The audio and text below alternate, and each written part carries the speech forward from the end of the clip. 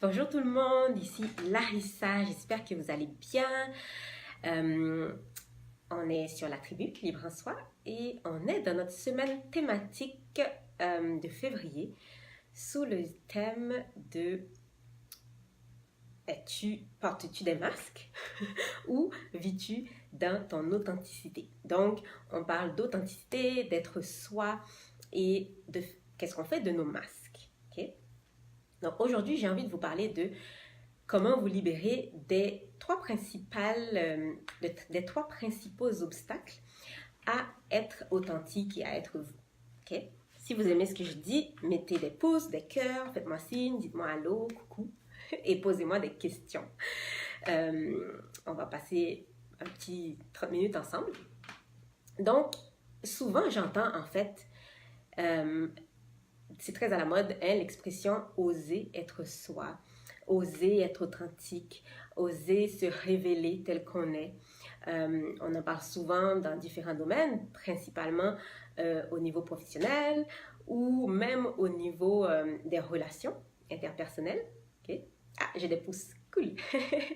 Donc, les trois principaux obstacles qui nous empêchent d'être complètement nous-mêmes, d'être simplement soi, c'est de ça qu'on va parler aujourd'hui. Donc, premier obstacle, c'est que, premièrement, on ne sait pas qui on est. OK? Puis je vais vous expliquer. On arrive au monde avec un tempérament de base. OK? On arrive au monde avec des prédispositions, qu'on le veuille ou non. Notre physiologie est déjà en grande partie prédéterminée. Oui, elle va se modifier, elle va se façonner au cours de notre histoire. Par contre, une énorme partie de qui on est déjà là, même avant qu'on arrive, qu'on se montre au monde comme bébé. Okay? Ensuite, qu'est-ce qui arrive? C'est que on grandit dans une famille, puis si je vous pose la question, lesquels de vos parents ont beaucoup mis l'accent sur vous apprendre à savoir qui vous êtes? Okay? Je pense pas qu'il y en ait beaucoup. Okay? Pour toutes sortes de raisons, puis c'est ok, c'est pas grave qu'on ne l'ait pas fait. Okay? Donc, premier obstacle à quand on dit oui, mais j'aimerais ça être moi et je n'y arrive pas pour toutes sortes de raisons. La première raison, c'est que on ne sait tout simplement pas qui on est. Ok? C'est pour ça que l'expression connaissance de soi à l'âge adulte revient parce que notre mode d'emploi, qui on est, on n'a pas appris à juste observer, être en contact avec et le voir, le comprendre, le savoir en grandissant. Donc, quand on arrive à l'âge adulte et qu'on veut le savoir, il y a des moyens de le savoir. OK? Donc, la première question à vous poser, ce que je vous suggère de faire, c'est vous poser la question, OK, jusqu'à quel point est-ce que je sais qui je suis? Dans le sens où, jusqu'à quel point je peux décrire clairement à quelqu'un d'autre qui je suis et que cette personne pourrait ne pas m'avoir rencontré et être capable de savoir qui je suis. Je vais vous donner un exemple. Je peux vous donner plein d'exemples. Okay. Il fut un temps jadis et j'étais pas capable de me décrire. D'ailleurs, je me pensais tellement différente de qui je suis en réalité.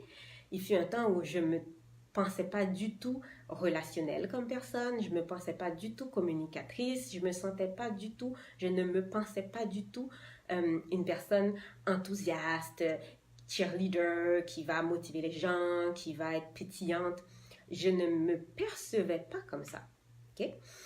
Jusqu'à faire un processus de connaissance de soi, de moi, pour aller voir qui je suis et me rendre compte qu'en réalité, je suis une personne enthousiaste, optimiste, communicatrice, relationnelle, beaucoup plus que la personne que je pensais qui était renfermée dans sa bulle, introvertie, plate, ennuyeuse même. OK? Et donc, de le savoir, ce que ça fait, c'est pas que je suis devenue une personne relationnelle. Non. C'est que j'ai compris que je l'étais déjà et que c'était juste recouvert par des masques, recouvert par de la poussière, comme j'aime dire. OK? Recouvert par des couches de blessures, par des couches juste d'ignorance, OK? Par un éloignement entre moi, mon vrai moi, et moi. OK? Donc, c'est le premier obstacle, c'est juste de ne pas savoir qui on est et de ne pas savoir comment le savoir. Okay? Deuxième obstacle à vivre authentiquement et à être qui on est tout simplement. Et oui, c'est vrai, c'est belle qualité en usage. D'accord, Lucie, merci de confirmer. Deuxième obstacle à notre authenticité, c'est les fameux « il faut » qu'on reçoit de partout. Okay? Que ce soit qu'on ait reçu en grandissant, mais surtout qu'on reçoit encore à l'âge adulte. Par exemple, il ne faut pas que tu sois, vulnérable. Il ne faut pas que tu sois si sérieuse. Il ne faut pas que tu sois si introvertie. Il ne faut pas que tu sois si enthousiaste. Okay? Attendez, j'aime lire ce que vous écrivez pendant que c'est là. Des fois, qui on est ou qui on aimerait révéler peut blesser notre entourage. Ouais. Donc, on se plie à un modèle défini par l'éducation qu'on a eu, oui, ou la façon dont la société nous présente. Exactement. C'est que, on va y arriver, c'est en fait le troisième obstacle, ce sont les peurs. Okay? Donc, on va y arriver. Merci pour ton commentaire, Audrey. Donc, le deuxième obstacle, c'est vraiment les « il faut ». Mais on est tellement bombardé de « il faut » qu'on ne s'en rend plus compte. On rentre dans des boîtes et dans des paradigmes qu'on ne questionne plus. Bon, si vous me connaissez un petit peu, vous savez que moi, j'adore questionner les paradigmes. Il y a un paradigme et moi, je dois le défaire. Donc, il faut être une maman qui se sent coupable quand elle sort jouer avec ses amis. Il faut être une employée à ses affaires sérieuses. Il ne faut pas être critique. Il ne faut pas être extraverti. Il ne faut pas être introverti. Il ne faut pas être émotive. Il ne faut pas être trop sensible. Etc. OK? Donc, à force d'entendre de façon très subliminale, OK, c'est « il faut » là, on finit par les intégrer, puis on se dit, à chaque fois qu'on a un élan naturel qui arriverait, mettons l'élan d'être enthousiaste, on arrive au travail, puis on a envie de dire « Ah, ici on faisait un potluck, et comment vous allez les collègues ?» Puis là on se dit « Mais non, tu es au travail, il faut absolument que tu gardes ton sérieux et ton calme. » Okay? Ou vice-versa, on arrive au travail, puis on est entouré de collègues qui sont plus joviales et tout, puis on se dit « il faut absolument que je sois comme elle. » Donc on se met à être jovial alors qu'en réalité, on ne l'est pas. Okay? Donc, ma suggestion pour vous, c'est d'aller écrire une liste des « il faut » qui vous vient le plus rapidement. Okay? Par rapport à vous, par rapport à être, par rapport aux autres aussi. Okay? Le troisième obstacle, évidemment, ce sont les peurs. Okay? Les peurs sont très reliées au « il faut » et les peurs sont aussi reliées à la méconnaissance de qui on est. Okay? Parce que, en fait, ce qu'on se dit quand on a peur, c'est la phrase suivante. Si je suis de telle façon, alors il y aura telle conséquence. Dans le fin fond du fin fond, la conséquence est la peur du rejet, la peur de l'abandon, la peur de ne pas être accepté, la peur de ne pas être aimé, la peur de ne pas appartenir. Et ce sont des besoins complètement humains. Okay? On veut appartenir, on a besoin d'appartenir. On veut être aimé, on a besoin d'être aimé. On ne veut pas être rejeté parce que notre survie en tant que Homo sapiens sapiens dépend d'appartenir à un groupe, dépend aussi d'être aimé et accepté par le groupe. Okay? Donc, quand on parle des masques, c'est complètement humain d'en avoir accumulé en grandissant. En fait, je vous inviterais même à vous remercier d'avoir accumulé des masques parce que ça vous a permis de survivre. Okay? Émotionnellement, psychologiquement, ça vous a permis de survivre. Parce que en grandissant, ce qui arrive, c'est que quand l'enfant ressent un petit peu qui pourrait être rejeté par les adultes significatifs autour de lui, autour d'elle, ou qu'il pourrait être abandonné, ou qu'il pourrait être trahi, ou qu'il pourrait être trop critiqué, il va mettre un masque. Ça veut dire qu'il va adapter son comportement pour faire plaisir aux adultes de son entourage. Okay? Et il va devenir, mettons, plus introverti, parce que s'il est trop extraverti, il risque le rejet, il risque la fessée, il risque d'avoir la sensation qu'il n'appartient pas à cette famille-là. Donc, vos masques, c'est super, ok? Maintenant, c'est juste que les masques, à un moment donné, il y a une date d'expiration là-dessus. C'est ce que je viens de dire. Il y a une date d'expiration sur les masques. À un moment donné, ça coûte trop cher de garder nos masques, ok? Ça coûte plus cher que de les enlever. Ça veut dire quoi? Ça veut dire qu'à un moment donné, la vie devient fade, on se sent éteinte, on n'arrive pas à s'épanouir professionnellement, on n'arrive pas à s'épanouir dans nos relations, on se sent juste déchiré, souvent à l'intérieur, parce que c'est comme si nos masques ne nous servent plus. Et on peut passer à l'étape de, ok, bon, là, je peux m'en défaire. Ok? Maintenant, quand on se dit, je peux m'en défaire, c'est sûr que les peurs vont revenir. Par exemple, la peur dont parle Audrey, qui est de blesser notre entourage. Ok? La réalité, c'est que, premièrement, souvent, on pense avec la tête des autres. Ok? C'est ce que j'aime dire. On a pris l'habitude de penser avec le cerveau des autres. Ça veut dire quoi? À imaginer que l'autre va avoir des réactions, ok, mais qu'en réalité, on ne sait même pas vraiment ce qui se passe dans sa tête. Ok? Donc souvent, on vit avec des peurs qui ne vont pas se prouver être vraies parce qu'on a essayé de penser avec la tête des autres au lieu d'aller vraiment confirmer que c'est vrai. Ok? Et souvent, la plupart du temps, que ce soit avec les enfants ou avec des adultes, quand on ose, quand on prend notre courage à deux mains pour dire peut-être que c'est moi qui pense ça, mais lui ne pense pas vraiment, puis qu'on se laisse aller à être soi-même, la plupart du temps, je peux vous dire que les résultats sont inverses à ce qu'on pense. Ça veut dire que les gens, ils ressentent quand on n'est pas authentique et ça éloigne. Okay? Donc, quand on se permet d'être authentique, d'être qui on est, premièrement, les gens qui nous aiment vraiment vont se rapprocher, ils vont dire « Ah, finalement, elle est elle-même. Okay? » Et oui, ça peut faire aussi que les gens qui n'aiment pas vraiment qui on est vont s'éloigner. Maintenant, ma question pour vous, et pour toi Audrey, est-ce que vous préférez côtoyer des gens qui vont s'éloigner quand vous montrez qui vous êtes réellement? Ou vous préférez savoir que les gens qui sont autour de vous, proches de vous, vous aiment vraiment pour qui vous êtes? Ou sont avec vous vraiment pour qui vous êtes? Ok? Ensuite, blesser les autres, c'est souvent notre comportement, beaucoup plus que qui on est. Okay? Puis moi, je dis toujours que nos comportements, on les choisit. On n'est pas obligé de les subir. Tout comme nos émotions, on ne choisit pas de ressentir de la colère, par exemple, mais on choisit comment on va exprimer cette colère-là. Donc, on ne choisit pas d'être extraverti, par exemple. On est extraverti ou on ne l'est pas. Par contre, on a le pouvoir de choisir comment on va exprimer cette extraversion. Okay? C'est différent de dire « je suis extraverti, donc je parle et je dis n'importe quoi, sans filtre », versus « je suis extraverti et c'est entre mes mains, j'ai le pouvoir de choisir ce que je dis et à qui je le dis et comment je le dis. Okay? » Donc, qui on est dans notre personne, okay?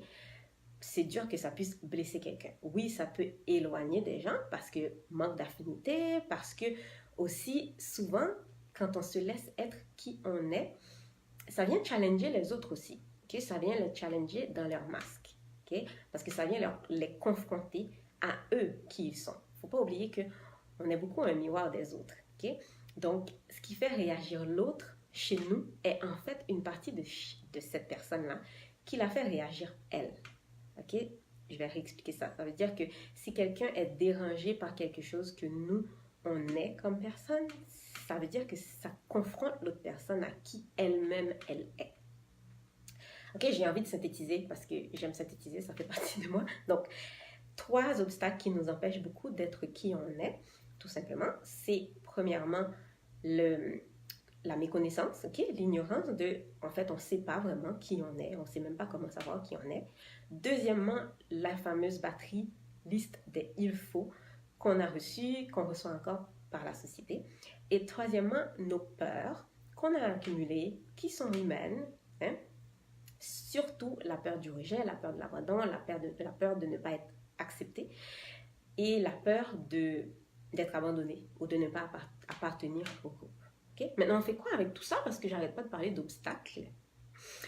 La réalité, c'est que déjà de savoir qui on est aide à dissoudre les 2 autres obstacles. Okay? Parce que juste le fait de rentrer en contact avec vraiment, réellement qui on est, ça nous donne vraiment, naturellement, beaucoup confiance à tout simplement être et se révéler comme qui on est. Okay? Par exemple, si je sais maintenant que je suis une personne sensible, par exemple, et émotive, ok? Quand il va arriver un événement, je vais naturellement me laisser, ça c'est mon oiseau, me laisser la possibilité de rire ou de pleurer face aux autres, ok? Ce que ça fait, c'est que je ne vais pas le faire en ayant honte, je vais le faire en sachant que ça fait partie de qui je suis, ok? Ça fait peut-être pas partie de qui les autres sont, mais si ça, je peux tout le temps dire aux autres, je suis comme ça, ok? Puis à force de l'expérimenter, de être face aux autres comme qui on est, ce qu'on reçoit, c'est qu'on reçoit beaucoup de rétroactions des autres. Et généralement, les rétroactions des autres font juste augmenter notre capacité à continuer à être qui on est. Okay? Parce que, qu'on le veuille ou non, les gens, si on était tous pareils, ça serait plate. Okay? Donc, les gens qui nous aiment à cause de nos petites différences. Okay? Si j'étais comme toutes les personnes à côté de moi, si mes 3 filles étaient toutes pareilles, il n'y aurait rien de différent dans leur charme. Ok? Donc, vraiment, la première clé, c'est d'aller voir qui on est. Bien sûr, je vais encore vous parler du programme Les Racines du Succès, qui est le résultat d'une co-création entre Yasmina Benmira et moi, et qui est un programme très simple d'accompagnement pour savoir vraiment avec précision, je vous dis, c'est éblouissant, la précision, pour savoir vraiment décrire et rentrer en contact avec qui on est. Pas seulement ça, c'est que c'est un programme qui vous montre aussi vos masques. Okay? Ça vous montre la différence entre qui vous pensez que vous êtes, comment vous vivez avec vos masques, versus qui vous êtes réellement. Puis on vous montre le décalage.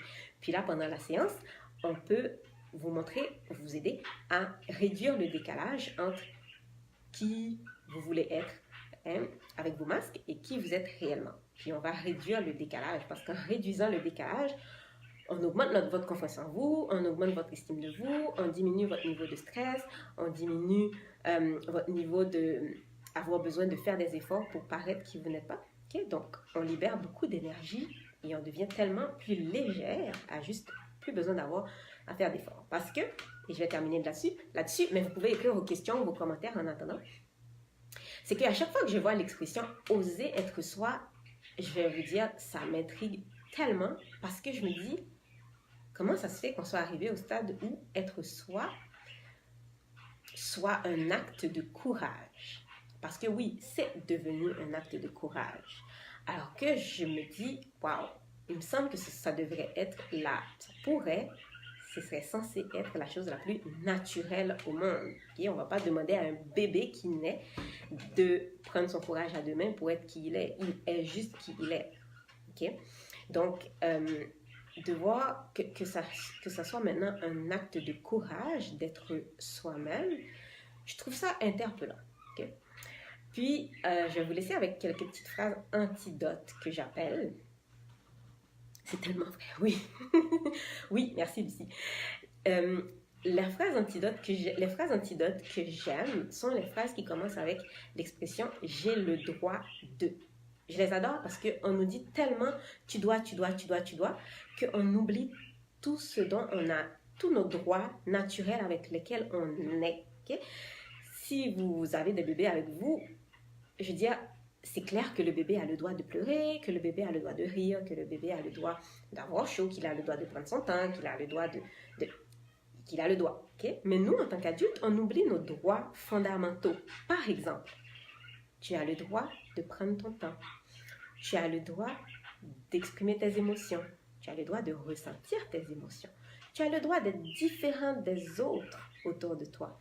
Tu as le droit d'exprimer ta colère. Etc. Mais une des phrases qui revient le plus avec les clientes que j'accompagne, c'est « tu as le droit de prendre ton temps ». C'est comme un des jeux doigts là qui fonctionne, qui est difficile. Okay? Tu as le droit de faire des erreurs, j'appelle ça des essais-erreurs. Okay? Tu as le droit de faire des essais-erreurs, tu as le droit d'expérimenter, tu as le droit de te tromper, tu as le droit de faire moins bien que tu pourrais avoir fait. Tu as le droit de ne pas utiliser tout ton potentiel. Tu as le droit de ne pas tout le temps être heureuse. Tu as le droit d'être triste. Tu as le droit d'être de mauvaise humeur des fois. Tu as le droit, ok, d'être humaine. Et une humaine, c'est pas quelqu'un qui est tout le temps pareil.